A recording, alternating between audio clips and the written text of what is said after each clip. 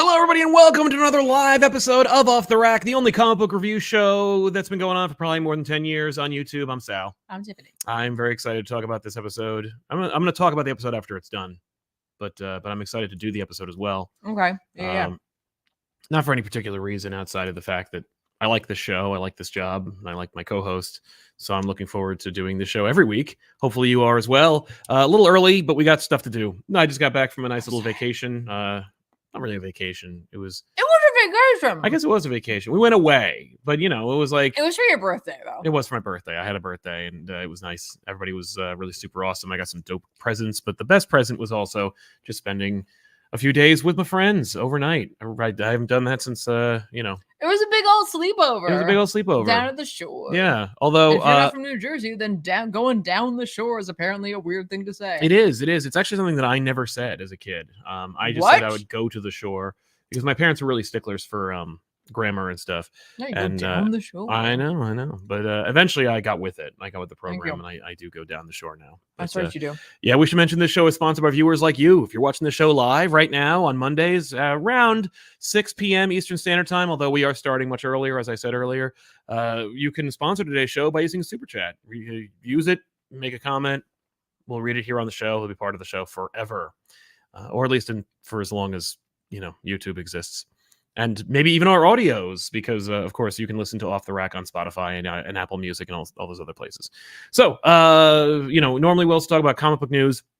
There's quite a bit, but, I don't want to get into too much of it. There was a Venom trailer for Venom 3, Save the Last Dance. I had to talk about it on another show. What did you think about it? I think it looks exactly as good as Let There Be Carnage. Oh, we're going to have to go see that? No. Okay. I mean, yes, I'll have to watch it at some point because I do this other show with DJ Woolridge over on Only Stupid Answers and his Patreon where we talk about Spider-Man movies. I have to watch Madam Web at some point soon.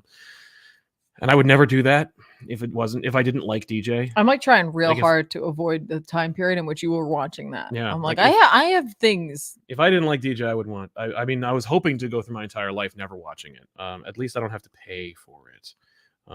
That's exciting.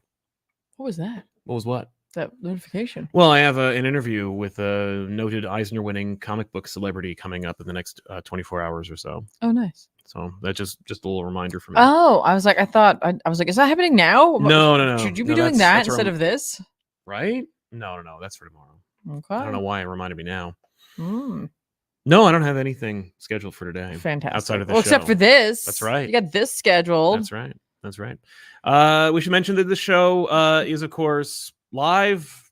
So welcome to the show. Here it is. Here we go. Also, channel's doing meh. So, watch the show. That would help. Try to keep it consistent, But yeah. Maybe we need to up our game. I mean, I don't see how, but yeah. I don't know. If we could add more hours in the day, that'd be great. Yeah. It's the only way we're going to be able to get away with it. There's I somebody hear sounds outside. I know. All right, so yeah, I read Penguin number 10. Wait, hang on. Put a smile on your face. You're not, we just had an epic 4 days down at the beach, down the shore. Yeah, for your birthday. Friends abound. Yep. Relaxing and lovely. Yeah. And now we're back talking about your favorite thing. That's right. The Penguin. The Penguin. This comic book that vexes me every month or so.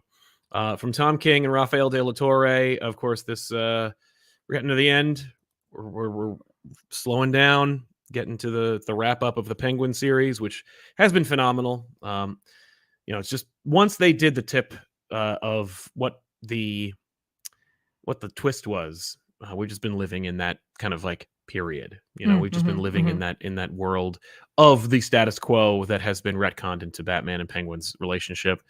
In this one, it's just a big old fight. Batman is working with the Penguin against the Penguin, trying to take down the Penguin's children, and that's what this whole issue is. It's really fun.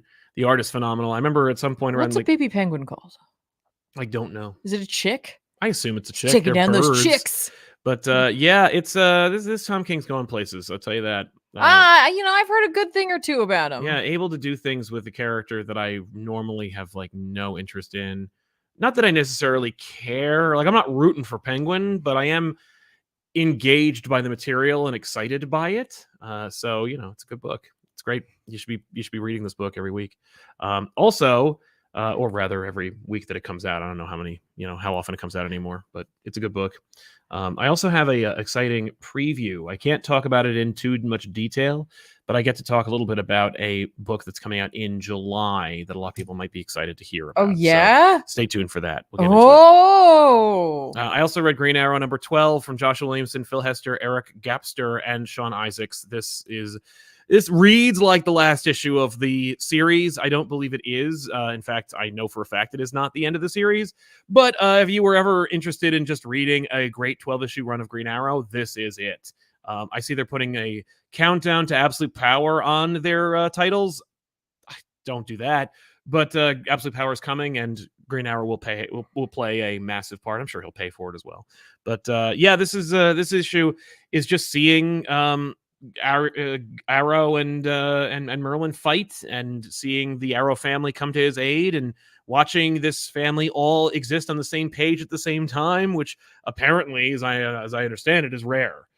So if you love Green Arrow, or you want to love Green Arrow, read the first 12 issues of this run, and you will be like, wow, I just got like a whole ass history lesson on who Green Arrow is and what the Green Arrow family is. You might not necessarily learn anything about the Green Arrow family outside of the fact that they mean something to each other.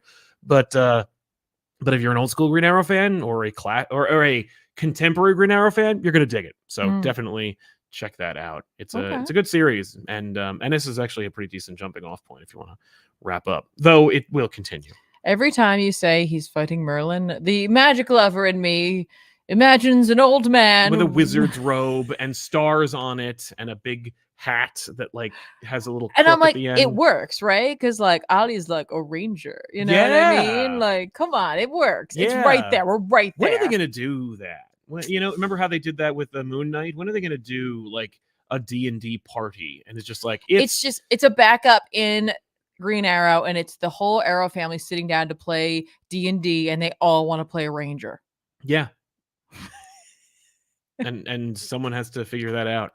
No, I was gonna say put Constantine. I mean, you can all be the same. Yeah, I know what class. You mean. No, yeah. I guess it's Zatanna and Ollie and. Well, yeah. I mean, that would be different. But I'm saying the whole Arrow. Yeah, the whole Arrow family just playing D&D. Josh, I'm sorry, what? Just write that down. He doesn't. He is a very original person. He's like, no, he doesn't need. We'll talk about things, and I'll be like, what about this? And he's like, yeah, I don't know. No, he doesn't. He doesn't need notes. He doesn't need any help. I just think that'd be a really cute backup. Just the Arrow family playing D&D, all trying to be rangers, or even just playing some sort of modular dungeon tile game, where there's only one ranger and they all want to be it. Yeah. But yeah, no, I know what you mean, where it's you get magic, you get other characters in the DC universe, you do maybe a spin-off thing, and you do something like that in which they are able to go forth, or it's an Elseworlds book, and it's it's not a 1602 because that's not the right time period, but it's one of those. It's fantasy based, and it's I would read that Sir Ollie of Queen. Yeah, there you go. I mean, they've definitely magicked up Ollie, or at the very least they've set him in different time periods. I know for sure, but usually it's against Batman, which is why. Here's the thing: I don't care how many times they've done it. I'm here for more of it. Yeah, do it again. I'd always want more. Exactly. Brendan O'Brien on a super chat says, "I started reading X-Men in 2021 because of your channel. Thank you, Sal and Tiffany, for your hard work. Your love of comics made me fall in love with reading comic books and motivation to me to pursue my own creative endeavors. Happy birthday!" Well, thank you very much, Brendan, and congratulations to you for catching the bug, and good luck to you on your endeavors. I don't know what this is, but it's exciting. Just pointing. Helgzilla, hope you had a happy birthday, Sal. I certainly did. I always do. But ever for about the better part of the beginning of our relationship. Cat Lord for treats. My happy belated birthday, Sal. Also realizing that Krakoa era is only status quo I followed from start to end. This level of collab seems rare. It's true. No, it is, and I think that's really cool. And here's the thing: if you enjoyed this and you want to get off now, that's fine. If you enjoyed this and you're like, I want to see what else they're going to do next, that's fine too. There's no matter what, it's fine. You know what I mean? What you've done is you successfully told yourself, look at me, I can read something for several years from beginning, middle to end, right? So next time you're like, oh man, I don't know if I can get into insert character who this run because it seems too long. Now sure I can. Yeah. Sure, I can. Exactly. And it won't seem as daunting. Yeah, So you so can it's definitely just jump in. It's just a great lesson.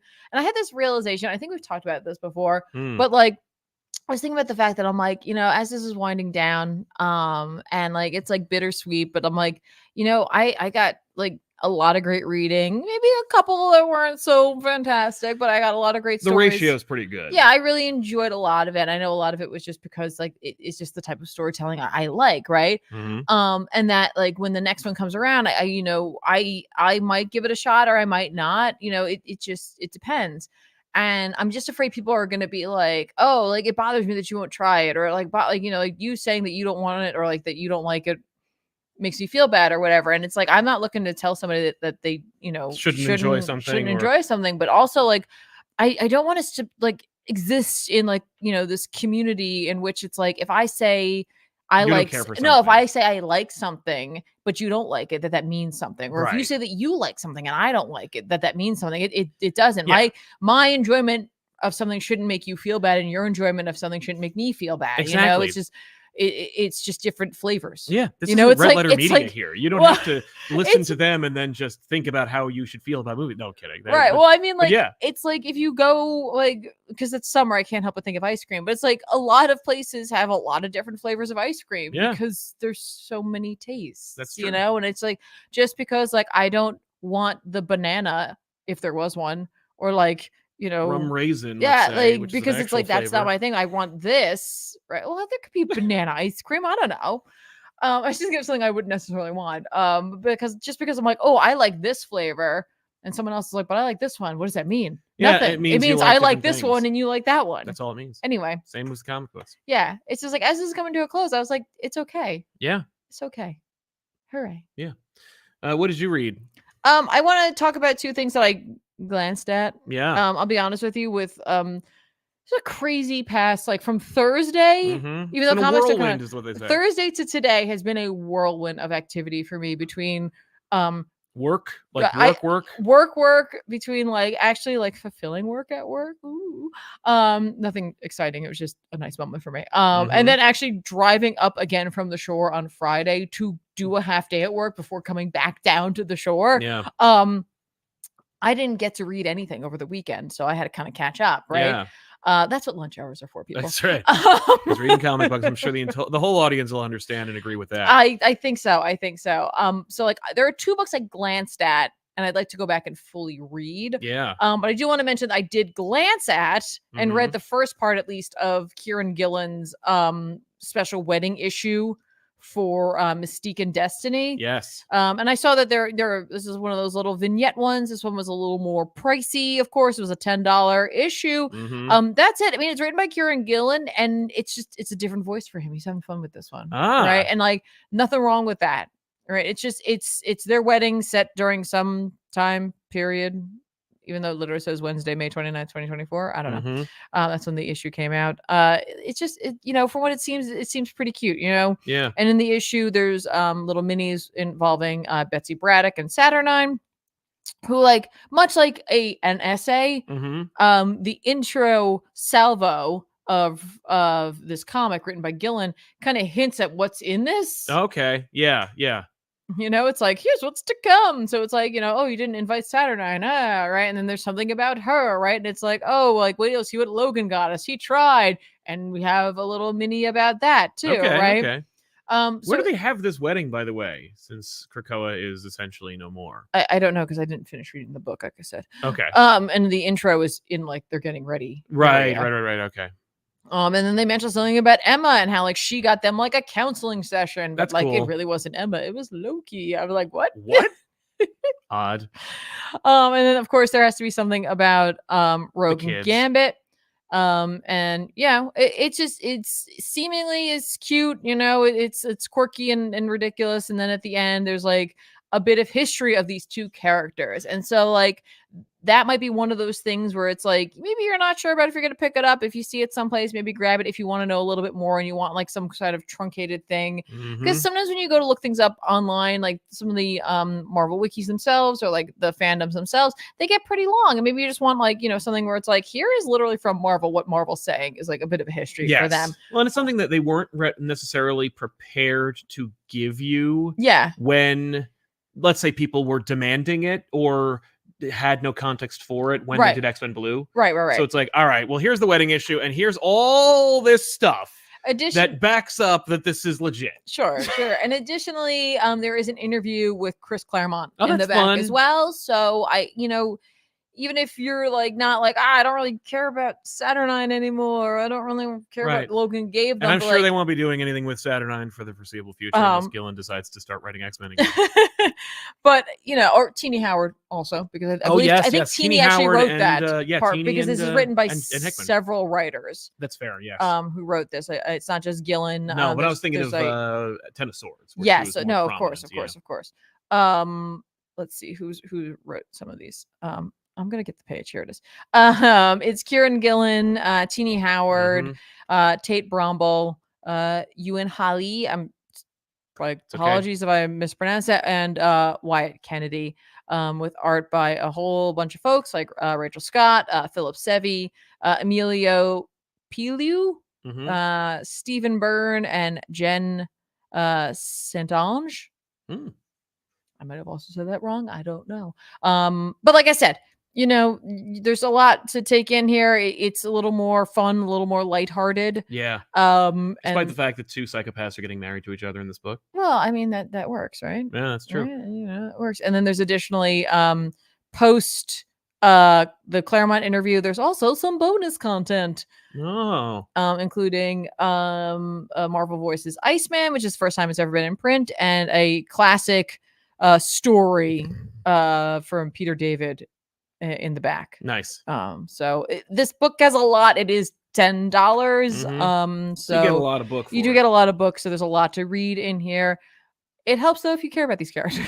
That's true. So I just wanted to touch on that. I also want to touch on the fact that like Tiffany didn't get a chance to actually fully read Hellverine, and she really wasn't sure if you she were really that thrilled about the idea anyway. However, after like glancing through it, the first page and the last page of this, I am sold and will be 100% reading this from soup to nuts. And we'll see where this goes. This, of course, is written by Benjamin Percy with art by Julius Ota.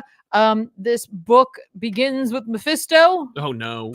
And I'm like, well, hello. And it ends with a reveal that I was like, Ben Percy, you wily bastard. I might have taken you for granted for things that you had set up in other things. Okay. You don't really have to have read his other works to get this. First of all, he will summarize where Hellverine even comes from. Right. Like, just I assume he's a Yachtja. No. No. Remember we did the mini? Yes. Between Frank and was it Frank? It was Ghost Rider. It was Ghost Rider and Wolverine. That was Wolverine. Sorry, yeah. I'm like it's Heart of Darkness my again. Hearts of Darkness. I'm like, no, let's go back and do Heart of Darkness 3. Just do another one. He could. It'd be so funny to see a third one written by you. Me? Like, it was just like it's Heart of Darkness 1, Heart of Darkness 2, like what, a year or so later. Yeah. And then Heart of Darkness 3, 30 years after that, written by like essentially some chick from the internet. They're like, I'm like, don't it's worry. pretty rad. Yeah, don't worry. Would it be Blackheart? Would Blackheart come back? I think you'd have to, right? Listen here, number one thing, all we really need. Oh, Mephisto in that version of herself. 1,000%. I want that. That's the Mephisto that shows up. 100%. Big boobed Mephisto. Love it. I love it. With Naturally. like all sorts of like little guys crawling. Yeah. No. Yep. Worst job. I would do that in a heartbeat. But yeah, it's Bagra Ghul, which is from that series. Yes. But you don't have to have read that. No. If you're interested in this book, the book will open and give you a summary of what happened up to this point. You do not have to worry about it. And you don't have to worry about reading this. Like, I mean, you can read the paragraph at the beginning, but it's not even in there. It's in the pages. Nice. It's in the pages. Yeah. And let me tell you, at the end of this, you're like, oh.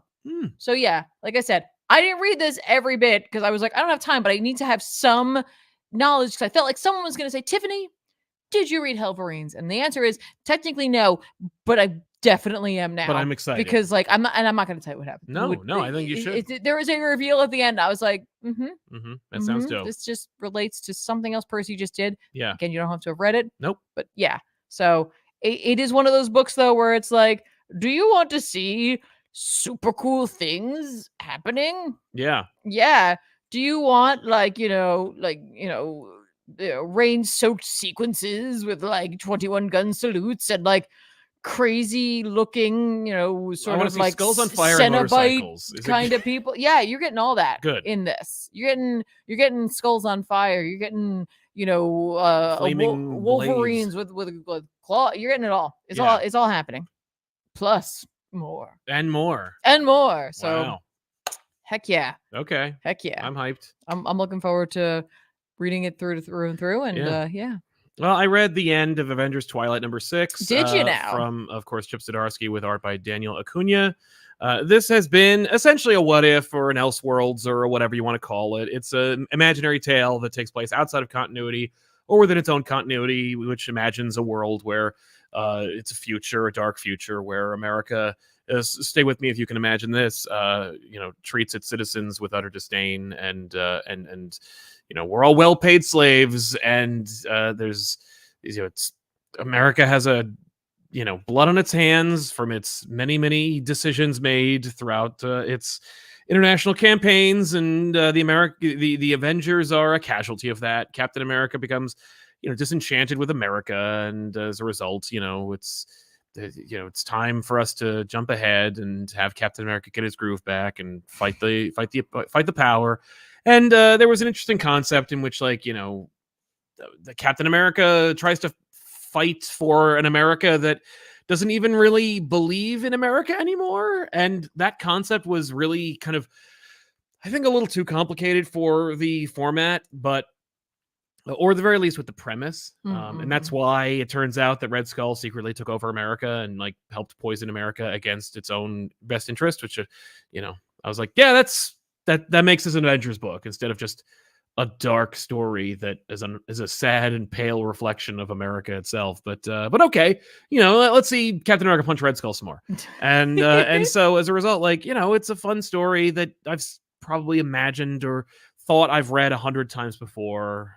Stop me if you heard this. The Avengers have to get back together and then fight the bad guy at the end. And there are self-sacrifices and last-minute reveals and resurrections, and through it all in this reveal, you were talking about how you're not a fan of this Alex Ross cover, but it's not that I'm not a fan of it. But it was just kind of an odd decision. He looks so squishy. Yeah, that's Alex Ross just drawing a big beefy dude. It's just big squishy men.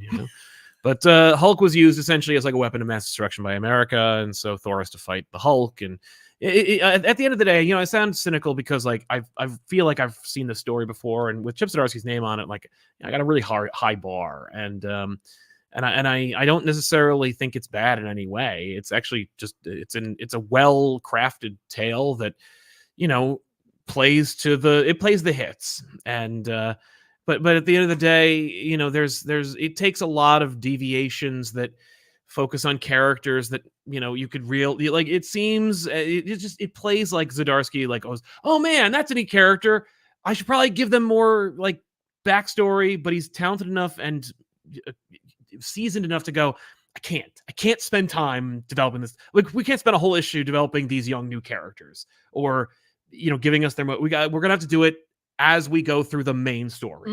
And so there's a lot here to enjoy. The art in particular is great and fun and fits the tone. But at the end of the day, I fear this will be one of his forgotten tales. Perhaps a lost classic, but okay. No, I don't hear anybody talking about it. Not like I'm really keeping my head to the ground or anything, but I just feel like this could have been more exciting, but it's not bad. It doesn't diminish the work. Okay. It's essentially Captain America's Dark Knight Returns, but only if you care about Captain America through the context of the Avengers. Okay. That's what it feels like. It feels like Captain America Dark Knight Returns. Okay. But not. Right. Because, there's also a whole bunch of other characters in it. Right. Okay. But yeah, I wasn't really blown away, but I didn't really feel bad about anything I read. Right. I also read Batman: The Dark Age #3. This is great. It's just, Mark Russell, Mike Allred. This is it's a weird kind of like alternate reality. It's an Elseworld story. Take on Didn't Batman. they bring that back though? Why don't they just label it as because that? this book launched before they brought back the label. Okay. I hope based on how all the Vertigo books now have Black Label on them instead. Perhaps they'll retroactively reprint Batman: The Dark Age in hardcover with an Elseworlds logo, instead of nothing. But yeah, this is just like, what if Batman, was like a douchey kid during Vietnam and then went to Vietnam? Like, it's interesting and weird takes on the Batman mythos and ages in kind of real time, but not like the other Black Label Batman story where Batman starts in 1939. Like, not like that. This is more fun, but also deeply satirical. Not satirical, but it's certainly a critique. And it's interesting how it chooses to talk about the world and what players there are. Like, Psycho Pirate is a major player in the story, behind the scenes, and it's like, what? And he's much more meta than anyone else in the book. Like, he's certainly aware of like the future, if not that he's in a comic book. I don't know about that necessarily, but Superman has been a mythic character. Like, there was a story we talked about, issue I think 2, where Batman's in Vietnam and like he's Bruce Wayne, he hasn't become Batman yet, and they're hearing stories about the Superman, and they're just like, oh well, then the war will be over tomorrow. And he never comes, and then Superman does go to Batman, and like in this story, because Batman's finally emerged, and the two of them talk, and then they form the Justice League. And it's just interesting because like you just see, like, that's the first thing Batman does. Like, Batman fights crime, he deals with this like organized group, and then he meets Superman. Superman inspires him. He pays to make the Hall of Justice. He forms the Justice League with them. And the Green Lanterns are talking about, gobbledygook happening in Flemdar 6. And Batman's like, every hour I spend here, 10 people die in Gotham.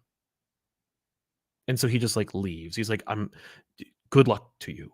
Enjoy my money, do the work, but don't call me anymore. Right. And then the next thing he does is give Jim Gordon the back signal. Right. Like, this is really what I should be doing. And I'm like, that's really cool. Interesting way to like square the circle of Batman as like a, big Justice Leaguer and also an urban vigilante. Right. It's a really good book. It's really worth your time and money. So definitely check out Dark Age. That's awesome. Do you want to check some super chats? I think we have to, because they're so great. Rayumbo says, hey guys, ComicPop woo to you as well. Woo. Thank you. I'm gonna my first Comic-Con via the Dallas Fan Expo. Nice. I'd love to hear your advice on how to go about meeting comic creators, like how to go about signings, etiquette, etc. The rule of 3 is usually what I approach. I wouldn't go more than 3 books outside of, unless you have like 5 that are your favorite, but really I just go with 3 books if I want to have something signed by a creator. Also, most creators, especially if they are like represented by a group, tend to charge now. That's just a new norm, unfortunately. It used to be that writers didn't charge anything, but now they charge about $5. If they charge more than $5, really weigh the pros and cons about whether you want to do that or not. But most writers charge $5. Some of them do, like, the first one is free, the first 3 are free, or the first one's 5 and the next ones are 3. It's just like some of them like have like a tiered system. But if they're with a group, the group obviously also needs to make their own money to help represent them. Additionally, like, check what the schedule is. Yes. Right. And then like go scout out where the table is. Yep. And find out where the line is, if there is one, and then make your determination on how long you want to wait there for. Yep.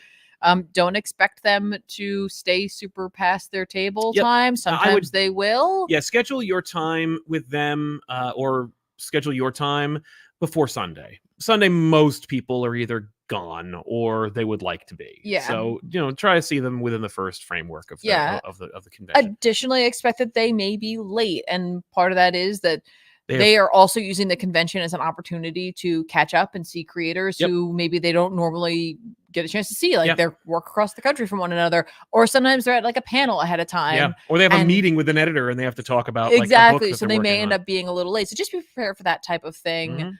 Mm-hmm.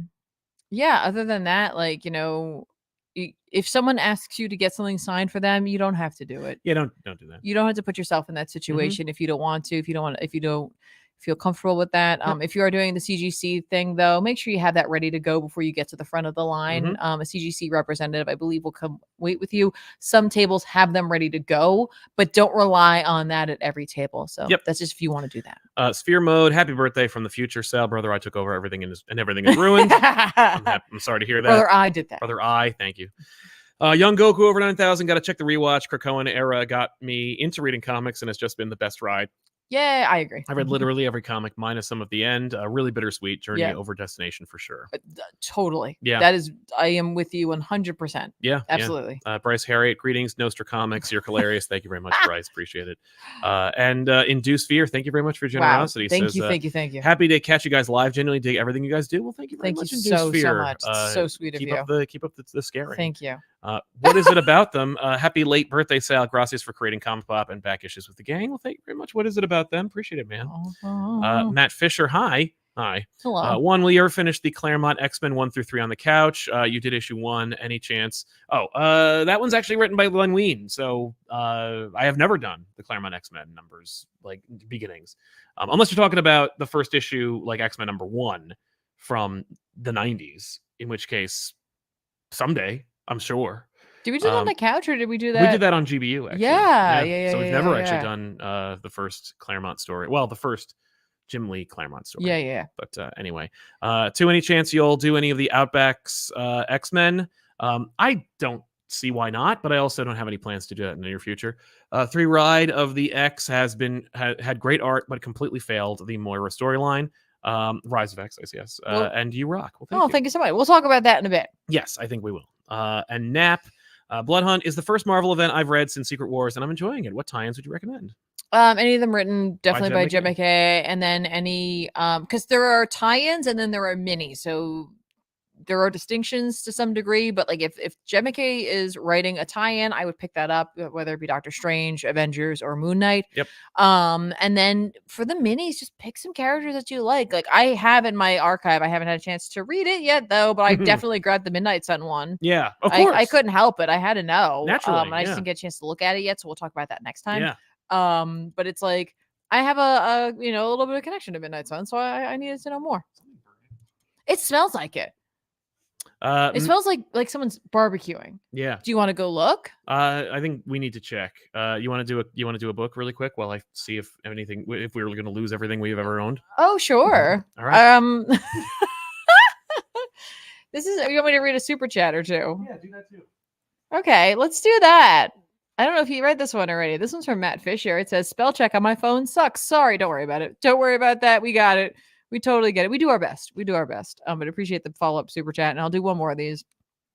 Revolutionary Dragon says, hey, ComicPop, with all the nonsense that happened to Hickman writing X-Men, do you think once he is done with the Ultimate Universe that he'll be done with long-term stories and only do minis? I mean, I'm sure Sal has a take on this, but I tend to believe that artists and writers, creatives, have like periods, you know what I mean? Like you've heard of like the blue period for like, painters, or like they're like, oh, sad period, or they're this, right? It's just something where in the moment, it's something new. It's a different way to approach it. Because obviously I would assume I'm not a writer, but I would assume that for writers, writing long term versus writing a mini, it's just you're exercising different muscles, you're using different talents and skills, and your stories are going to end up paced differently, and you're going to be able to do some more fun long-term things by like putting in like clues to this, that, and the other thing in a long term. But with a mini, you have to do it like more truncated. So I like to think that Hickman will like doing the minis and all that, but inevitably might be like, you know what, maybe I want to go back and do something long term. So we'll see. And they do love to move around. Absolutely. Like the writers do love to work going, from whether it be from DC to Image to independent on their own, right? Over to Marvel. They're all over the place. Which is why it's really good that they are, they're nice with each other. They're friends. So that's really cool. All right. So let's talk about a book that I read. I read The Flash number 9. I can see it. I can read it. Thank you. Yeah, I think the neighbors are eating something. I don't know. I told you it smells like barbecue. Yeah. There's nothing going on outside though. Okay, well that's probably for the best. That's written by Cy Spurrier with art by Ramon Perez and Vasco Georgiev. Yay. And there's like a reveal in this that if you're as you're reading this specific issue, you've probably put together 100% by the end of it. You're like, okay. And we hinted at some Waller stuff earlier in this issue or in this book. But obviously there's like the Batman of it all, I guess. What?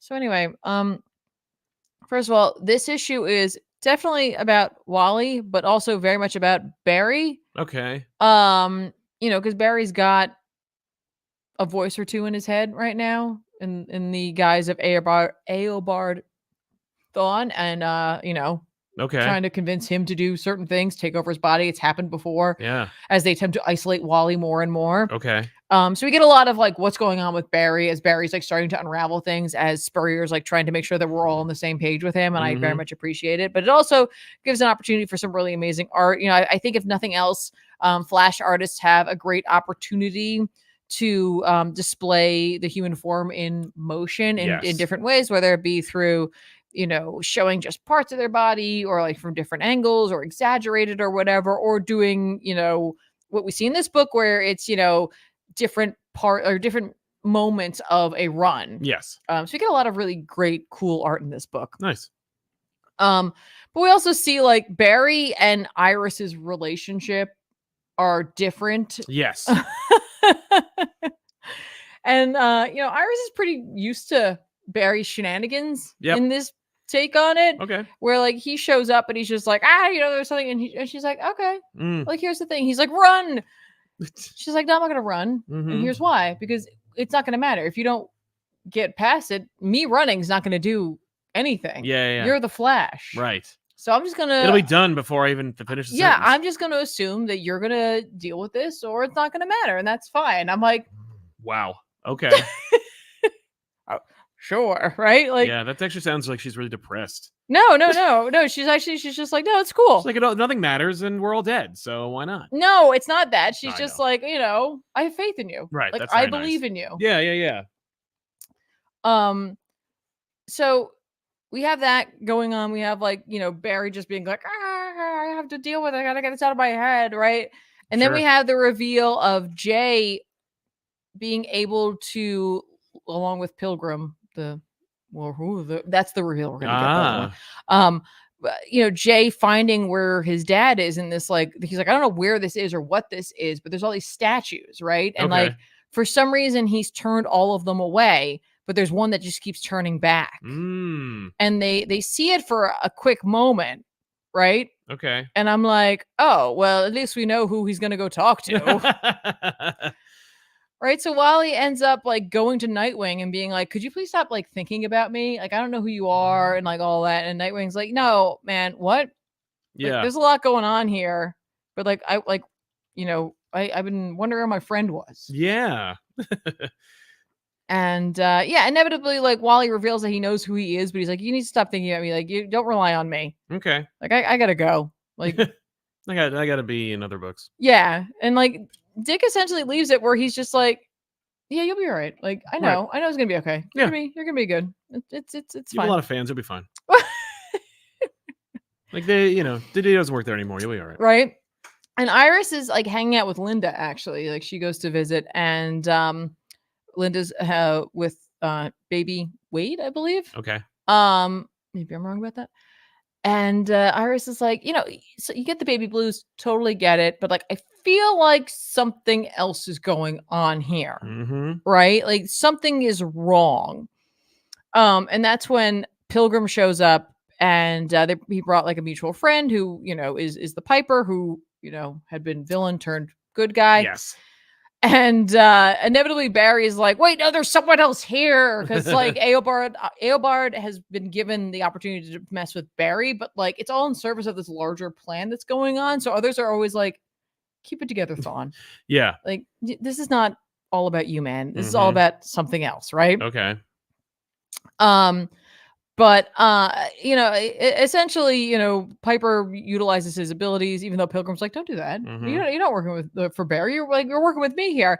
And it reveals Kadabra, I believe, is there. Okay. And has been doing his thing. And he's actually the one that has been messing with Linda's like hormones and actually making postpartum ever so much worse, which is why she's been the way she's been. Oh, okay. But he's been doing it in secret. Yeah. Because he's like, he likes her. What? He's like trying to get her away from Wally. Oh, that's like that weird. was his payment. Okay. Right. Okay. So in order to help isolate Wally, I guess villains are getting something they want, right? Okay. In order to get Wally where they need him, right? Yeah. Which is amazing because like she just punches him in the face. Like he's like, oh, hello. Actually, see, here's the thing. I like, yeah, I think you're great. And Rose, and she's like, wait. So she's back. Yay. And they realize like Pilgrim's like, I have to take your kid. Oh. Because I'm rounding up like speedsters. Mm. But he's gonna be safe with me. And then he takes his like hat off and pulls his mask back, and Linda's like, Yep. Here you go. And I'm like, yep. We all kind of saw that coming, but kind of see who that is, and you're like, got it, moving on. Barry lets Eobard go on a big it was me, Barry, kind of rant. No, well, like a villain's monologue to give away a lot of the plot, and Barry's like, "Cool, thank you. I could have kicked you out pretty much at any point in time, but I just needed some to extra know info." Why. Yeah, and so he kicks him right out, and Iris supports him, and they have like a loving embrace, and it's just sweet. Like if you're a fan of Barry, it's felt like Barry has been like being used a lot, which he has been. Yeah. So for him to get this moment, I feel it's just like showing like, hey, it doesn't have to be a Wally or Barry. We could support both these characters. Right. They could both be heroic, right? Yeah. Additionally, like Barry gets taken out of the picture for a moment because there's like a missile that shows up in his hand and it's like kind of attached to him, and it's just like, it's gonna explode if you try to do blah. So it's like basically trying to get him away from people. So he's like, all right, I gotta go. I'll see you later. And she's like, all right, you got this. Yep. Off he goes, right? And that's when it's like, it's Batman or Bat. Oh, he's in the Justice Buster suit. Yeah. Or something is. Okay. I don't know what that's about because I'm not paying attention to Batman. So for me, I'm like, I look forward to seeing what Spurrier's going to do with this. I'm like, does this have to do with Zur-En-Arrh? Right? I don't know. Probably not. Okay. Well, maybe. Who knows? Probably not. But needless to say, like, Wally is the key to this. Yes. But I love the fact that there's a lot of focus on the other members of the Flash. While Wally might be like okay, this is Wally's the MacGuffin in a sense, and like he is the linchpin of all of this. It's not negating the rest of the Flash family or making them feel less important. Obviously, some of them are not in it quite as much. But I'm here for it. I like it. Yes, there is a reveal as to who Pilgrim is. I'm pretty sure you can probably figure it out without me having to tell you who it is. But like that's Flash. At this point in time, as the mystery is starting to be revealed, it feels like this is becoming more of like maybe what Flash fans might have been looking for from the start, and it's that Spurrier was laying the road to get here. Yeah. So it might be one of those books that if you had been not wanting to grab it, maybe you grab the trade because it'll help to catch you up to it. Exactly. And maybe these more recent issues are more what you wanted from the book. Yeah. I don't know. I'm still enjoying the hell out of this, even though this is, for me, this has shifted so much from where it began. Yes. This is much more of like a Flash book. Yeah. But it's not like it feels out of nowhere. Yeah. Like, it's like, oh, we had like this, oh, what's happening? Oh, things are so bizarre. Like, it doesn't seem right. And it's like, well, because it's not. And as things have been peeling back, it's kind of becoming more of a book. The book's almost like it's meta in that sense. Yeah. But I like it, and I'm here for it. I'm not going to apologize for it. Well, no one's asking you to. No, I meant like this time around. I'm like, no, I feel like this is becoming more of what people expected. Hopefully. So good stuff. Yeah. Well, you want to tell us about Wolverine? I got 2 books left. All right, let's hear them. Which one do you want to do? I think Wolverine. I got Rise and I got Wolverine. Yeah, Wolverine. Let's just Wolverine number 50. Rip the Band-Aid off on this book. Has come out, folks. Wolverine number 50 was a much longer book. This like my Yes. Comixology account brings it in at 54. Wow. So with ads, this is a massive book. It is not all Sabertooth War. Oh. There are 2 backups in the back. One written by Larry Hama. Oh, okay. Which I actually didn't read. I'm sorry. That's fair. I didn't get a chance to do that. But I did read the other one because it was a really brief one. It was written by Ben Percy. And it's just like a little like, I don't know, like a little love letter to Wolverine's history. Obviously, this is a number 50 for him. Yep. So you did a little something where it's like just, this is what Wolverine this is what means Wolverine to me. is, and like, this is what he does, and like it definitely couches the Krakoa era, and it feels like Percy is like, just kind of saying goodbye to Krakoa, not to Wolverine. Right. Even though he's not necessarily writing the Wolverine book, he's still writing Hellverine. But it's like he's saying goodbye to this time period because, like, as he points out, and we have pointed out countless times on this, this is a very interesting time for mutants in which you got to, like, Wolverine's like, I had enemies who became friends and friends who became enemies, like you're talking about Omega Red, or talking about Beast, it's like, teams we never thought possible coming together. And it's just like a little tiny reflection on that. There's also a lovely note at the end from Ben Percy talking about how he started writing Wolverine and like what an honor it's been. That's nice. So it's very lovely. Yeah. There is no this is really like Ben Percy's part, because obviously this hasn't been written only by Ben Percy. Victor Lavelle, that's right, has been along, the 2 of them collaborating on this book, as we have told the story of Sabretooth and Wolverine. So this is Ben Percy and Victor Lavelle with art by Jeff Shaw and Corey Smith, kind of splitting up the book. Okay.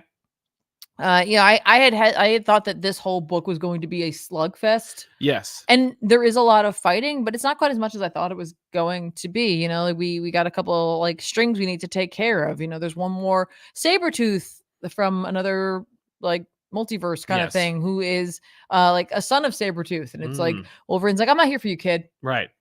And we got to take him off the table, and we do, right? They completely taken off the table. We have the other teams, and Exiles are there, X-Force is there. What are they going to do? They have something to do. They have something to do. They're taking care of that. We have, what is Sabretooth's whole like plan here? What does he plan to do? Wolverine's got this mech suit on, the armor, the adamantium armor, and Sabretooth's plan is to essentially go back to like the Quiet Council where he was first taken down, because he's like, I made a connection with part of the island, and I'm going to have them take us down together, and I'm going to get what I want. Yay. And like, and swallows them down and rips the armor off of Wolverine. It's like, oh no, what's going to happen? Yeah. Right. But it's fine, because like inevitably X-Force shows up, and, one of the Cuckoos, brings them back up. She's like, nah, I convinced the island to bring you all back up. Anyway, they all like, literally the Exiles and X-Force just like dogpile on Sabretooth, and they're like, all right, well, we're gonna kill you now, and it's gonna be fine because nobody's upset about this. Like, there is no one who is part of these teams who's like, maybe we shouldn't, right? Well, that's not what we do here. They're all like, no, let's just do this. Rip them apart. And Wolverine is like, don't. He's like, no, this is my fight. Okay. And well, it is your book. And they're like, Wolverine, what are you gonna do, man? What are you gonna do, Wolverine? You have no powers. And then he's like, nah, it's okay. Right. And here is where, remember like last week when I was talking about Justice League versus Kong versus Godzilla, or whatever. Strike that, reverse it. Yeah, whatever you want from that title. Where it was just like, and here's a little bit of a comic book ending where it's like, and here's a thing that happens, because who cares? We just want to see people punch each other, right? Like, you want to see Wolverine without a suit fighting Sabretooth. That's what you came here for, right? People are like, oh, I saw the cover. I assume he's going to wear that whole suit the whole time, and it'll not be like an epic, battle that I can take images from without any context and just enjoy on their own. Right. So like, no, you can. Here you go. Yeah, exactly. So how are we going to make that happen? Oh, well, Wolverine's like, well, you see, that suit wasn't just an adamantium suit. Forge actually worked on it with me in order for me to get my powers back. Anyway, my powers back. Right. Okay. Like, sure. You know what? Fine. It's Forge. Forge thought about it. Yeah. So therefore it exists. Yeah. And so they do. And admittedly, I was like, I thought in my head this is going to be like a sprawling epic, but it's really like truncated into like one page, which is quite, grisly. Yeah. It's a little bit more, I guess, like animation movie like in terms of how much of it you are seeing. And at the end of the day, our heroes win, and Sabretooth is left less so, less good. And we have to deal with the Kid Omega of it all, because don't forget, Kid Omega is like dead, not dead. Right. And it's actually that's actually really sad, because I mean, like, Kid Omega, if you've been along for the ride, has had a hell of a ride since the beginning of Percy jumping onto X-Force, right? And like and writing, his like, oh yeah, he's a this, he's a that, he's a jerk, he's a not, right? And then his relationship with Phoebe, and now he's just ahead, and there's like no more resurrection, right? And he's like, it's okay, you have to like let me go, like it's there'll be other lives. It'll be fine. And so like she turns the machine off, and the exiles leave. They could stay. They know they're welcome. They know they don't have to be exiles, but they're like, there's other things we can do out there. It's fine. It's fine. It's fine. It's fine. Off we go. Right. Wolverine's like, yep, it's the crazy times. We had a lot of good times. We had a lot of fun. And I wore brown pretty much the whole time. And now I probably won't. Yeah, but again, it's like Percy talking about how it's like, Krakoa was, it was a lot that came with it, right? Yeah. But like there was a lot of good times and a lot of fun and a lot of kindness, and I'm happy for it. It was one of the best times I ever had. And I'm like, good for you, Ben. All right. Cool. Like, you can't be mad about it. No. It was a sprawling epic.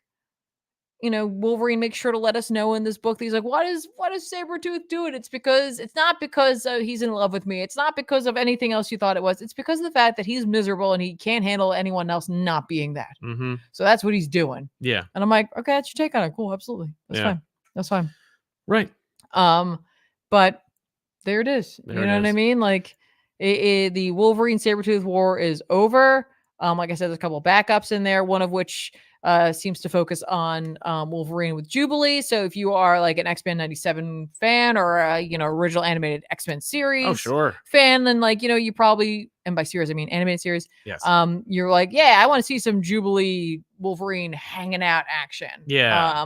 But like I said, I really like the backup that Percy wrote. It's just well done. Yeah. It really kind of goes over the time that Wolverine had here, right? Where it's just, like, oh, going toe to toe with Omega Red, and dealing with Beast, and like Ten of Swords, and like just across like Krakoa, but also things before that, like a lot of like hallmark moments for him, including getting the adamantium ripped out of him or fighting the Hulk. It's just a lot. Right.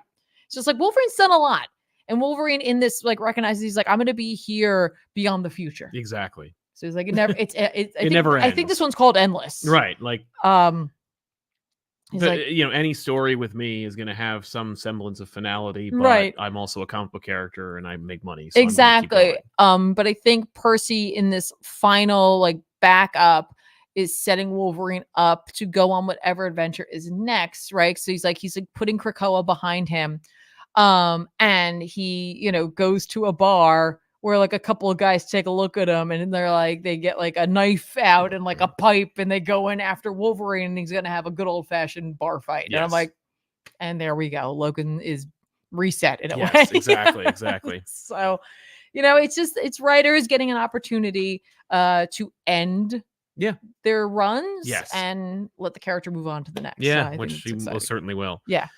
Where'd you leave off on the super chats, by the way? I read Revolutionary Dragon talking about Hickman. Do you think he'll go back to long-term stories? Yeah. I said that like, they go through like these periods. Yeah, where exactly. It's like they want to try this. Short things or long, yeah. Scoro, happy belated birthday, South. Love the DK2 Redux. How many more do you have in mind? I can think of maybe 4 or 5 early episodes. I don't really think about it or care. I know people are like making requests. Let me tell you one thing that we're definitely never going to do. Any episode we did in the studio is never getting redone. So stop asking for that. Like that's not how we do things. I don't redo episodes like that we just did like a couple of years ago just because we did them a couple of years ago. I redo episodes that have shitty audio. I redo episodes that are short because of the weird YouTube restrictions that made it so the show could only be like 30 minutes. That's it. Otherwise, I'm really proud and happy about how the show turned out. Like some of the jokes that people make in the chat / comments today were made during episodes that people are asking us to redux. I'm not going to do that. Well, I think maybe. No, Scoro's not bringing it up. I'm just bringing it up as a side point. I know, but we're not redoing episodes. Right, that's fair. But I think that you know, I get where you're coming from, where it feels like it's a negative, but I could also see it as a positive, where they're just like, I just enjoyed this so much, and I feel like, you know, you guys have so much more you could bring to it, or like there's just like, oh man, like I just love hearing you guys talk about this book, and I would love more. That's fair, yeah. So like, I don't think it's necessarily negative. I think there could also be a positive intonation to that, where they're not just like, oh, that episode sucked. I think it's more like they're like, think it sucks, man, I could watch like double the length of that. I appreciate it, but I'm very happy with how most I get you. I get you. Matt Fisher says, as Mr. Burns says, happy birthday to Mr. Sal. Thank you very much. It's vaguely sexual. Saw the short. Was the salesman walking into the studio a bit? Nope, he really did. No, that actually did happen. And Rami Darwish, any chance to have an episode to evaluate the Krakoa era? Yes. And happy birthday. We're much. Yeah, we're definitely want to try to do that at some point someday if we have time. Well, I mean, this is the time to do it. Summer, I usually have more time. A little bit more time. So a little bit more time. So we should do that. Yeah. But don't just surprise me with it. In the meantime, we are going to talk a little bit about like the end of Krakoa, because it is the end of Krakoa. We're here at the end of it, and these are pretty much it. I mean, there's going to be a little epilogue, but like for this is like Krakoa's over, Wolverine's done, the X-Men books. Like there's going to be one more X-Men book that actually comes out this week that'll kind of like be the epilogue. But for the most part, I mean, isn't Rise kind of like the end? It feels like it for me, for sure. I do wonder, because I haven't looked ahead. I try not to read the previews for this because I just wanted to go on the ride. Yes. It feels like the X-Men book that's coming up might be like a bridge. That makes sense. Clean up a couple things. Yeah. Just kind of like show us going into the future. Before we do, Ultimate Spider-Man #5 from Jonathan Hickman and David Messina is the next chapter in the Ultimate Spider-Man saga, which is of course delightful because this book outsells Amazing Spider-Man every time it comes out. Woo! This is again, we need more time for Chichetto to catch up. This one is just it's a Harry Osborn episode. There's no Spider-Man in it. Harry Osborn, how did he get here? What is his origin story? This is it. This is the story where it's like, here's what Norman Osborn used to be before he blew up in a building. He was a dick. He's dead. Harry's in charge of Oscorp. He inherited the Stark company. He finds the Stark suits. He gets their information. It's how he was like, oh, your suit's proprietary, because he has access to Stark's technology. So he, spray paints the suit green. Obviously, excuse me. I know he makes it special. It's like, I wanted it more green or something. It's just no, it's not. It can't be painted. Right. It has to be, the color has to be bonded to the molecules of the suit. Yes. Also, like, way to use Otto. I know. Yeah. Otto Octavius is in here, but he never became an Octopus Man. And they talk about like, they indicate like someone else was supposed to be the Shocker. And I'm like, okay, like, it's weird. It was, no, I actually really appreciate that it's like, well, like, something happened, right? And whether it be like, they were already dead or something, maybe that's indicating something else is happening. Yeah. Maybe someone's like cleaning up. I don't know. The cleanup. But I kind of dug that, where it's like things, trying to remind you, like, things are not what they were, and you don't know this universe necessarily.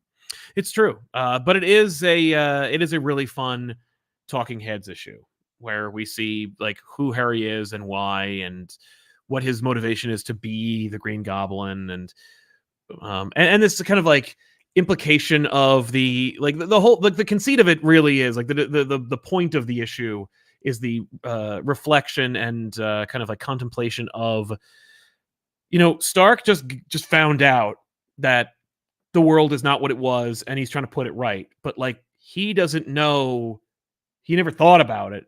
What if Spider-Man was a bad guy?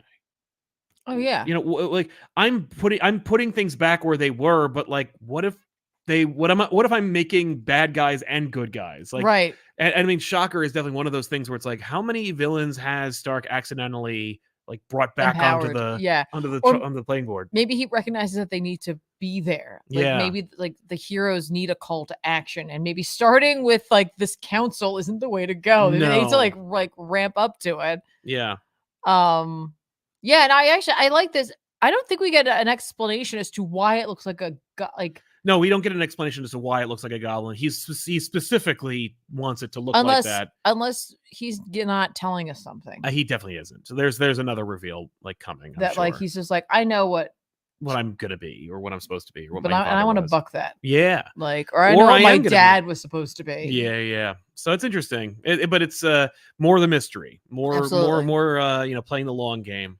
Did you like the fact? I thought about it like as the book was going on, but when we see Harry's dad, Norman, you know, that the guy, Green Goblin, yeah, Harry's dad, better known as Norman Osborn, at the party talking with his wife, and I was like, who's also she might have had white hair at that point, but like she's also a blonde. Oh yeah, that like Harry maybe was like trying to replicate. Couldn't help himself. Yeah, exactly.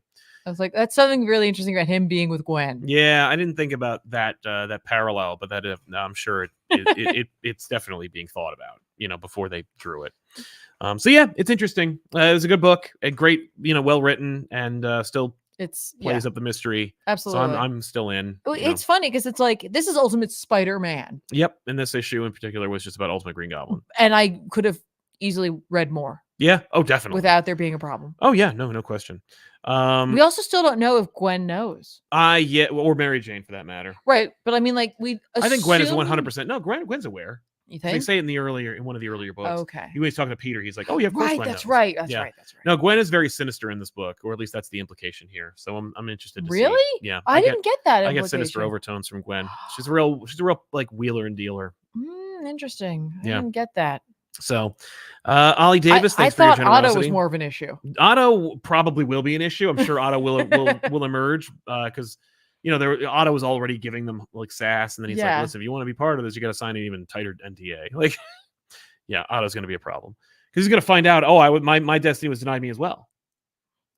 Ollie Davis have really fallen out of comics a lot recently, but can never get enough Comic Pop. Thank you. Well, thank you. Great job on the Comic Pals pod episode. Adapting my first cat soon. Adopting my first cat soon. Any fun puns or cat name ideas? Love you guys and love the show. Thank you very much. I think it depends on what kind of name. I mean, like you can go anyway. You could give them like just like a regular person's name, which is hilarious. Right? You could go for a character that you like from something. I mean, you could give them something like dignified. Yeah. Like Mr. Posington. Yes, exactly. Sir Posington.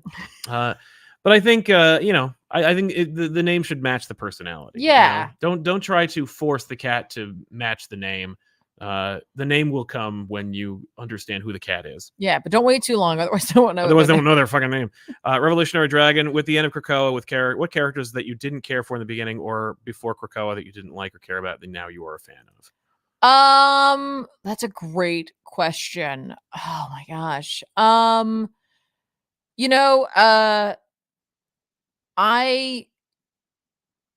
Destiny has like annoyed me, but I've kind of just like understood her role a little bit more so in this.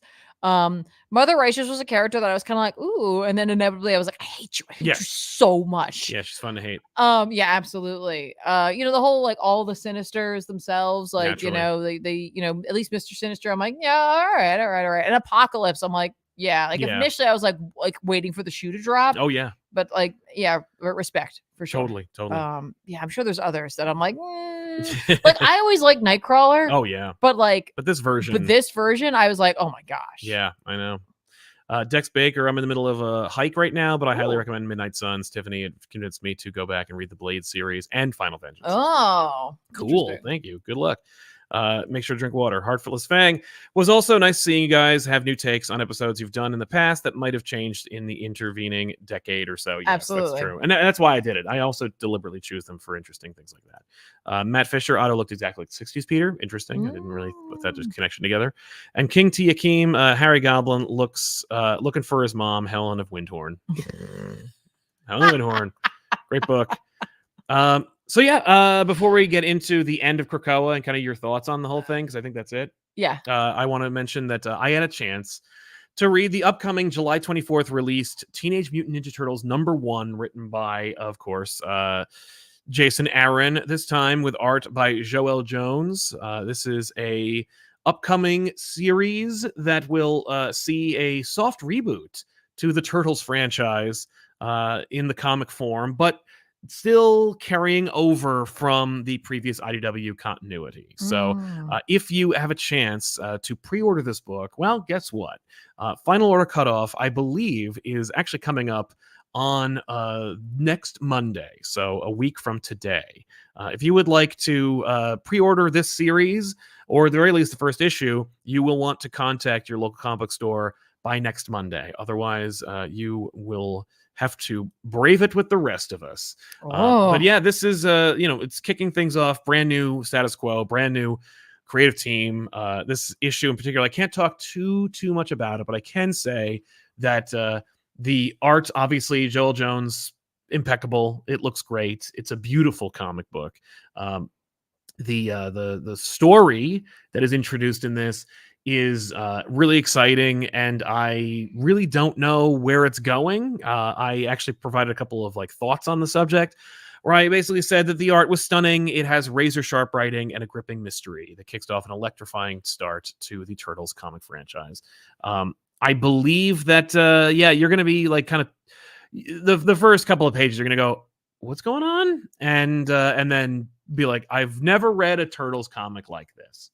But what if you've never read a Turtles comic, period? You'll still be fine. Okay. Because it is there's enough context for you to if you are aware that there are turtle people, like Raphael and Michelangelo and Leonardo and Donatello, then you're good. That there are turtle people who can do ninja stuff, then you're good. Because the story is not about any of the other stuff. It's not about all the mutants. It's not about Shredder. It's about one of the turtles and what they are doing and the situation that they are in. And it's dope. It's a really, really cool comic. And it's a really great launching point for the Ninja Turtles. I myself fell off. I think a lot of people may have fallen off over the last little bit. I think you should definitely give this one a try. I mean, at the very least, they're pulling out all the stops on this book. Oh, for sure. Jason Aaron writing this book for the foreseeable future. The next several books being drawn by powerhouses of the industry. I mean, just it's each issue is going to highlight a different member of the Turtles clan, and each one is going to be drawn by a different creative team. Right.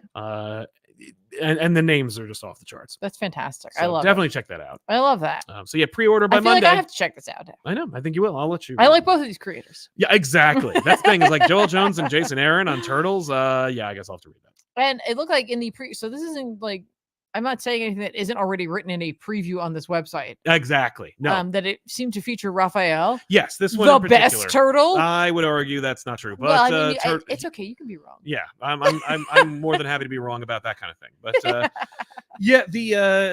each issue is going to be focusing on a different turtle. So I think the next one, I'm not sure who the next one is, but the issue told me. But you'll be able to just look it up. Excellent. But it's each one with a different artist on it. Yeah. So yeah, it's really cool. All right. Rise the Powers of 10, number 5. Yeah. We call it that, by the way, because in the Hawks and Pox era, it was Powers of 10. Yeah. Even though it says X, because X also means 10. Yeah. So we have to assume, since this is obviously a kind of retread or kind of homage to the beginning, and it is, that it should be pronounced Powers of 10. It is 100% an homage. It was written by Kieran Gillen with art by Luciano Vecchio. I don't even know, guys. I feel like it's more I could just tell you how I feel about this book. I think you should. It's incredible. I mean, obviously, I tend to speak fairly highly of Gillen's work. This is very different, this issue, from the wedding issue. Oh, sure. For sure. It just, Gillen just strikes me as the kind of creator, and because I don't know. I mean, I think we talked to him one time about. Yeah, you met him one time. You talked about Once in Future. It had nothing to do with X-Men. No. He just strikes me as a professional, a consummate writer, who not only has an incredible creative well, but comes to the table no matter what, ready to do the best that he can give. Right. And I love that. Right. And I without actually ever having been there, we can listen to all of the post-it happening interviews from people or those who whatever, but the fact is it's we don't know how things ended up going. We weren't there. People have different opinions on it afterwards. You can interview someone a year later and they'll have a different take on it because time has passed. Absolutely. Right. I sincerely hope that Gillen just came in and was let's just tell a damn good story. I mean, that seems to be what the whole creative force behind the Krakoa era, especially post Hickman, was. It's just, let's just tell the most like engaging and relevant with what story we've to got. ourselves. We want to keep this going for a little bit more, and let's try to make it work. Yeah. Even though a lot of people are like, this doesn't make any sense, or they didn't like this or whatever. Like, I think they've done a phenomenal job with what felt like chaos. Yes. Reining it in and not just reign the power of a or anything. But like bringing it together and like, this is a finish. Yeah. Like this is an ending. And I think that should be celebrated, that not only did Marvel allow this to occur before they were ready to move on to the next thing. Yeah. But that, it's an ending that for me, regardless of how you feel about it. Yeah. Like you can objectively go like this, like I see where the path went and I see how we got here. Absolutely. Regardless of how you subjectively feel about it, like objectively it makes sense. Yes. This issue for me scales up in how like X-Men tends to, because it was like Hawks and Pox promised that we were going to be dealing with a lot of different things. It was humans, it was bots, it was this, it was that, right? Like, oh, who are the villains? Like, oh, we have villains on our team. Oh gosh, what's happening? Some of them have been within. There have been mutants. Yeah, so it's like this ending has dealt with a lot of these things, right? Including like taking care of Orcus, taking care of the fact that it's like we're also putting this group, this team, the people who came in to finish this like time frame, put things back. They set it up so that the next team can come in and write books that some folk are going to be more excited about. And I want you to remember that as you're rolling into the next era. Remember the people who came before that to make this occur. Mm-hmm. Because it's like they could have not set it up where it didn't make, or they could have set up where it didn't make sense that the mutants were hated again. And I'm like, no, they lined this up and knocked it over to make it all function, right? And that's, I think, what's probably the most impressive is that they were still telling their story, but also thinking of the future. Absolutely. And so like this issue, they're like, we have obviously one more thing that had been set up that like Gillen and Ewing and Spurrier kind of set up, was this idea of this Dominion that was hinted at back in Hawks and Pox. Whether or not that this is where that was going to go, this is where it ended up going. The Dominion is Enigma. It's Nathaniel Essex. It's a problem, right? We saw in the last issue that Nathaniel Essex had called forth other Dominions to be like, hey, if the Phoenix comes to eat us, you're gonna come, you're gonna support us. And like the Dominions are like, yeah, we'll be there. And they show up and the art in this is great. I really like this. There's just so much cool stuff happening. Yeah. And the Dominions show up and they're like, listen, Phoenix, you do you, hun. Right. We're not here to stop you because this Dominion does not function the way Dominion is meant to.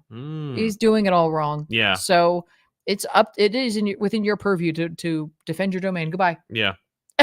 Dominion was all like, excuse me, what? And so we, see how Enigma's going to deal with this, and it's actually the way I thought he was going to deal with Hope. But it's not. It's him going to pivotal moments in Jean Grey's life and being like, I try to make it so that her father won't is too stern and won't let her go, but she catches me, and or I keep the Madeline or romance. It's just all these different things. And she's like, oh, she almost misses this. So Phoenix is just chasing him through these timelines as he's creating this incredible web of things that could possibly go wrong that Jean Grey doesn't happen, because Jean Grey is the Phoenix and the Phoenix is Jean Grey, and that's the end and the beginning of it. Yeah. And they are often maybe not the closest, sometimes the Phoenix is far from her, but sometimes it's near. But at the Phoenix's rebirth, they are the most together they could be. Right. So I am in trouble. Yeah. And while this is all happening, we see where we've been going with Professor X. Like it or not, here we go. And it's that Professor X, yes, he tried to kill little tiny Moira, but then decided against it and decided that it was what? Maybe Moira can be redeemed. Yeah. And so he goes for it, and he is portrayed as a villain. He's made a lot of mistakes, and he knows that, and he definitely admits to it. But we go back to the beginning. Yep, on the bench. On the bench with Moira in the outfits. Yep. And she's like, I'm a cyborg. How are you doing this? He's like, no, it's cool. There's a beacon, and this is a moment, and here we go. And he's like, and he just they have this incredible conversation, and the gist of it is that he says, like, I was wrong about like a lot of things, and I think you can be saved. I just don't want to be wrong about everything. Yeah. And like, it's this incredible moment. Like, his eyes are welling up, and he's like, I think you're better than this. Yeah. And like, she just goes like, I really wish I could disappoint you. And so essentially what it is he knows that she's with Enigma, and that's all the Phoenix needs to find. So she's like, all you need to do is let Jean find you. And in doing so, she is destroyed, and we get this incredible set of images. They're very classic, and to me, this is part of that leading to this more classic return to X-Men. This like X-Men 97 of it all, without it really being 97. Like, this return to this, like, what people want from X-Men is this image of Jean. You know, it feels like a more classic style. Oh, it is, yeah. You know, and it's the idea is that, like, you know, she's able to conjure, like, you know, mutants from like all over, like from all different multiverses, and like the art is incredible. I'm not going to take that away from you. Go check this issue out. In Enigma is taken care of. I'm not going to tell you exactly how. It is quite phenomenal how it is done. We end in a very classic, you know, embrace, of course. And they're like, hooray, yeah, what happened to Sinister? We don't know. Oh, no, you know, it's fine. The bad guys will get their just due. And we see Xavier essentially being like, hey, I'm waiting to be arrested. Like, you know, take me away and throw away the key. Like, by whom and for what reason? I don't know. I guess we'll find that out. Maybe an X-Men. You know what I mean? Like, that's one of those things. Yeah. We also get, thankfully, a timeline as it stands after the rise of the Powers of 10. Right. Thank you, Gillen, for putting this in there. Yeah. We get a whole bunch of timelines. There's a lot happening in this thing. I suggest you pick up this issue if you want to understand what they are saying happened. Whether or not anyone will be paying attention to it, I don't know. He's really trying to keep things quite concise. But there's like two things. One, there's like this little Phoenix thing down here, which seemingly is what this white pathway is, even though the pathway kind of goes off. Yeah. The little E at the bottom is unknown, but then this white one says like timeline, and it says Phoenix, even though the Phoenix one goes down. So maybe it's like timeline resurrection or something. Yeah, like that. maybe, I don't know, but it's a Moira who doesn't have powers, and so like she does get her redemption. And someone said that they weren't a fan of this. I liked this a lot. Yeah, you know, at the end of the day, you know, they found they decided on a voice for Moira, and it was a voice that wasn't looking for the end of mutant kind. It was a voice that was looking to not be trapped in her life. Yeah. And I was like, that's kind of cool. Really cool. Good stuff. I think this is a phenomenal issue. Looking forward to the epilogue. This book in particular for the fall, Powers of 10, Rise of the Powers of 10, easily my favorite to come out of the fall. I think Gillen knocked it out of the park. Yeah. In terms of giving us a story that felt intrinsically mutant, intrinsically X-Men. Yeah. You know, watching your heroes deal with losses, you know, characters making decisions that they're like, I know what I need to do for this reason, but I can't tell anyone. It's Phoenix involved with all of this. Yeah. It's just really, really good stuff. And I couldn't be happier with Gillen's end to this. And I'm looking forward to the follow-up issue of X-Men just to see how they kind of put the bow on this. Yeah, definitely. Definitely. Beautiful stuff, beautiful work. And seriously, if you have been reading Krakoa and were like, I don't care about this book in particular, get the trade on this, folks. Yeah. You will not be disappointed. Well, how do you feel about the end of Krakoa? Do you feel like it was satisfying? Do you feel like it was worth the journey? I think yes. 1,000%. I think I would go on this journey again, knowing the shakeups, knowing the fact that it's like we never really got what Hickman maybe wanted to see happen. Yeah. I still think I would have gone on this journey tenfold. Yep. There were definitely some moments where I was shaken. Yeah. But that's why I say like, that's why I say like from the chaos, I think we got something that was pretty good. And I think the longer we get away from it and that chaos, I think more people will possibly find some gems here that they might have overlooked because they were upset by the shakeups. They were upset by that uneasy footing. Yeah. I think the further we get from that, the more people will go like, oh, actually, I really like this book, or oh, I really like this take on this character.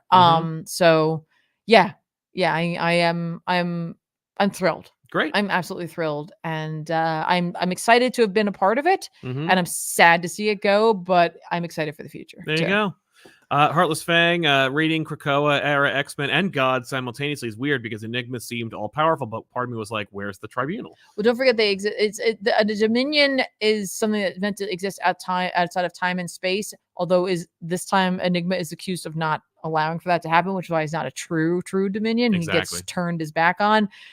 Dominions, I think, function a little different. It's weird when you bring science into it because it's like, do science and the mythological exist on the same playing field? And Girk Pectus says, you think Kang / Immortus will appear in X-Men 97 since they're all doing Apocalypse's origin? I hope not. I'm so sick of Kang. Please skip that part of his origin. I think they're definitely going to put Immortus in there. I don't think he's going to be a major player, but I think he'll definitely appear. Like, you'll see him. I too am sick of Kang. I don't like Kang at all, but over Kang. I think Immortus will be seen in the show. I mean, like, that's fair. I would be glad that they did because it means that it's all, one whole universe. And I think that like that show is, celebrated by like longtime fans because it is a, because it's a success, or because it successfully unifies the whole universe. Fair. So yeah, what's our book of the week? Oh, for me, hands down, it's Rise of the Powers of 10. Rise of the Powers of 10, I can't not give it to that. I thought that was just an incredible book. Yeah. That's a good question. I have to think about like what I talked about. I think I have to give it to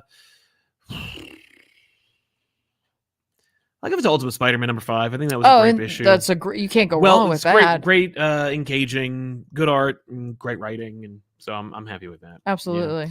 Yeah. We have some books that are coming out this week that we think you should check out, folks. Of course, these are coming out in the next 2 days or less because DC comes out on Tuesdays until I think August. Batman 148, more of Batman fighting failsafe stuff. It turns out that the Zur-En-Arb Robin that he picked was Jason Todd.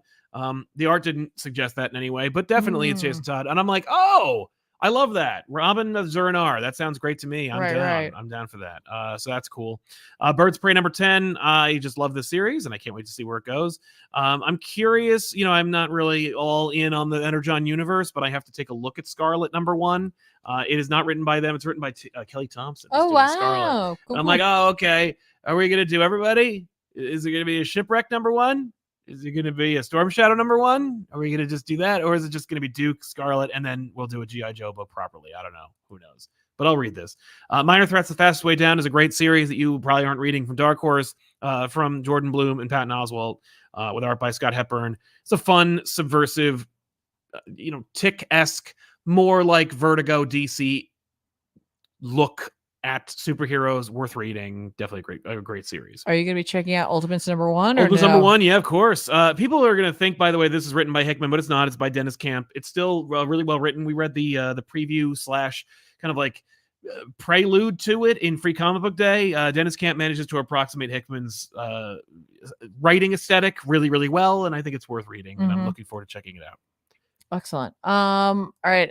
So obviously, X-Men number 35 is coming out at the end of an era. I love calling it that. And again, like I feel like all of us who were on this ride together, no matter when you jumped on, I feel really proud of us for making it to here. Yeah. Especially those who maybe jumped on having never had experience with the X-Men. Like feel good about yourself. You tried something new, and hopefully you enjoyed the journey that we all went on. This one, it looks like it's written by Kieran Gillen, Al Ewing, and Jerry Duggan. What a great team! Where's Cy? What? Yeah. No, it's still great. Yeah, what an incredible team. And with a ton of artists. I can't even get into them all, but you're going to see the likes of Sarah Pacelli and Phil Noto, Leniel Francis Yu, Mark Brooks. There's Walt Simonson's coming in. Yeah, there's just a whole bunch going on here. Just a huge, it looks like 84-page epic coming in at $10. But from like hands down, this is worth it for me. Yeah. It looks like a tribute to X-Men and Krakoa and what's to come. So that's exciting. Yeah. I feel like this is a transitionary book, and I absolutely love that. Ghost Rider Final Vengeance number 4 is coming out. I got to catch up on number 3. Yeah. It's the Hood. Why not? I don't know. This title alone, maybe click on this, and it turns out I was right to do so. Falling in Love on the Path to Hell is a book by Image that's going to be coming out. It's written by Jerry Duggan, with art by Gary Brown, who did the art on Baby Teeth, which I actually like that book quite a bit. So I know both of these creators absolutely, and I want to give a shout out. I don't have as much time anymore to check out new shows necessarily, but for those of you who like the My Adventures with Superman, the new animated show. Yep. There's My Adventures of Superman #1 is coming out this week as well.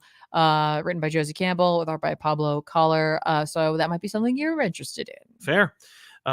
Being that we are wrapping up, I should also point out our final super chatters. Matt Fisher, how do you feel about John Hamm as Sinister? Yeah, I guess that'd be fine. He's a little older than I want, but okay. And Zoinks says, hey guys, hope you're well. With all the amalgam stuff popping up, if we end up getting a Marvel versus DC book in the vein of JLA Avengers, who would you want to write it? My pick is Mark Waid. It's weird that Mark Waid didn't get tapped to write any of the DC versus Marvel. He did work on the amalgam stuff a little bit, I think. But as far as it's concerned, I want the new guard. I want Mark Waid to do a Marvel DC crossover book. That would be really cool, as long as he doesn't write Spider-Man. But I want to see the guard that grew up on it. I want to see like Chip Zdarsky, Scott Snyder, Joshua Williamson, Daniel Warren Johnson, Kieran Gillen, Cy Spurrier. For sure. Like I want to see like everybody who missed out from last time doing this, and and so I want them to just take their time and live in it if they do it, which of course is all speculative. We don't know, but if they do it all. I'm going to exit the show. Okay. I'll see you all later. See you later. And Kingsport Cal, Sal needs a parrot for his shirt. Yes, because I am also Shipwreck. But thank you all so much for being here. Thanks to our Super Chatters for sponsoring today's show. Thank you, everybody, for watching. Thank you for the chat, for being cool and kind and collected. And we'll see you guys next time with an all-new episode here on ComicPop Returns. Of course, if you want more, check out Tiffany's streams on twitch.tv/ComicPop or at youtube.com @ComicPop Plays. And, of course, there's so much more. So check us out, and we'll see you guys next time. So long, everybody.